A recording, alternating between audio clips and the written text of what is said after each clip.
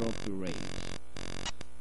And the race is on. It's a jump start beginning for Boomerang from the outside. Classic play down on the inside. Pete Boss, Flojo on the outside. Fort Alamo, and going west is the early trailer by about 4 lengths of the leader. Back to the front runner Boomerang by about 3 lengths, followed by Pete Boss by the Rail Classic play Fort Alamo, running by the Rail Flojo going west, and inside the last 750 Boomerang by about 3 lengths, followed by Pete Boss Classic play Fort Alamo. Flojo going west, still running at the tail of the field as they race the last 500. Boomerang by about 3 lengths. Pete Boss Classic play Fort Alamo is running in fourth. Flojo going west, racing towards the final turn and into the exciting and long Santana stretch run